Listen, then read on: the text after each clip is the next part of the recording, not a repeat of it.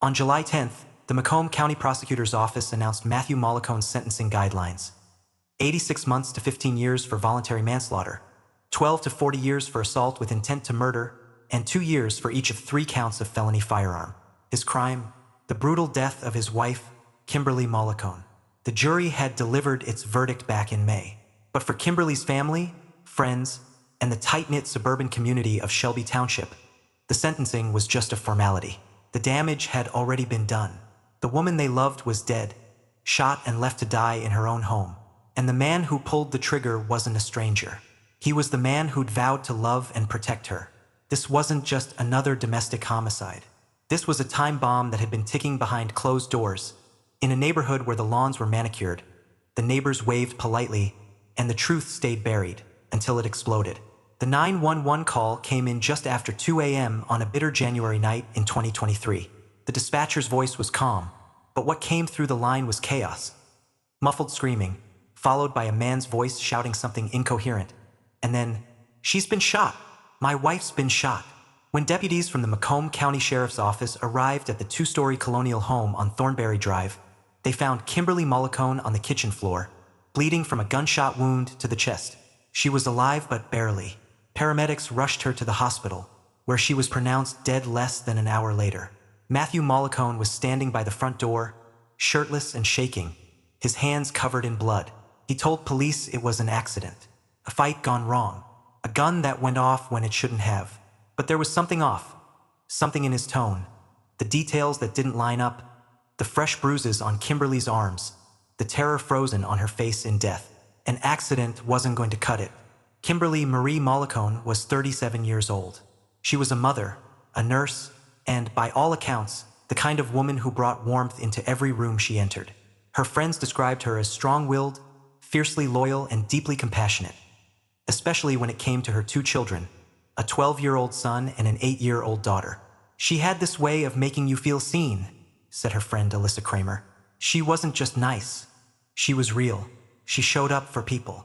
Kim had grown up in Sterling Heights, graduated nursing school at the top of her class, and met Matthew when they were both in their early 20s. He was charming, attentive, ambitious. They married after just 11 months of dating. "She thought she'd found her forever," said her sister, Rachel Burke. But forever turned out to be a dangerous promise.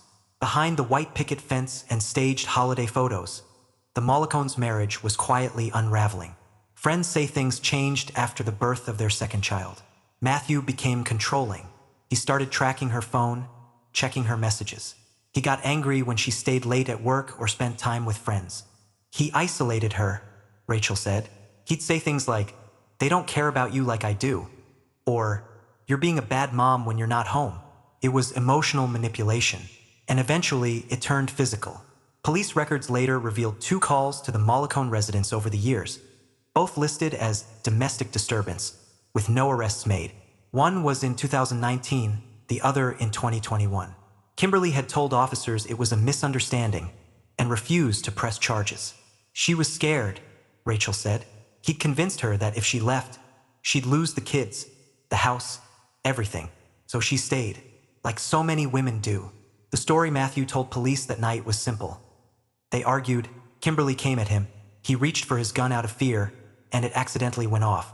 But investigators weren't buying it. For one, Kimberly was shot at close range, straight in the chest, a deliberate shot, not a defensive one. There were no signs of a struggle, no evidence she'd been armed. And then there were the 3 other bullet holes in the kitchen cabinets and floor. "He fired more than once," said Prosecutor John Daly. "He wasn't trying to scare her. He was trying to end her." Forensics confirmed that Matthew had fired a total of 4 rounds from a 9mm Glock registered in his name. 3 missed. 1 did not. And perhaps most chilling of all, security footage from a neighbor's doorbell camera picked up faint audio from the scene. What sounded like Kimberly screaming, "Don't do this! The kids, please!" just seconds before the shots were fired. When the case went to trial in early May 2025, the prosecution painted a chilling portrait of a man who saw his wife not as a partner, but as property. They showed texts from Matthew's phone threatening Kimberly, including one that read, "If you ever leave me, you'll regret it." They introduced testimony from a coworker who said Kimberly had confided in her weeks before the shooting, saying, "If anything happens to me, it'll be Matt. The defense tried to frame the shooting as a heat-of-the-moment tragedy. They argued Matthew never intended to kill his wife, that he was under stress, and that Kimberly had been volatile. But the jury didn't buy it. After 6 days of testimony and just 5 hours of deliberation, they found him guilty of voluntary manslaughter, assault with intent to murder, and 3 counts of felony firearm. Sentencing. On July 10th, Judge Kimberly Warner delivered the sentence. She called the crime a devastating act of violence rooted in control, jealousy, and rage. She addressed Matthew directly, saying, "You didn't just take a life. You tore a mother from her children, a sister from her family, a light from this world. And you did it in a place that should have been safest for her, her home." Matthew showed no visible emotion as the sentence was read. 86 months to 15 years for manslaughter, 12 to 40 years for assault with intent to murder, and 2 years per firearm count, served consecutively. Outside the courthouse, Kimberly's sister Rachel spoke to reporters through tears. "This wasn't justice. There is no justice when a woman dies like this. But it's accountability, and that's a start." Kimberly's murder shook Macomb County. It wasn't just that she was well known, or that her children were left motherless. It was the familiarity of it. The silence before the storm.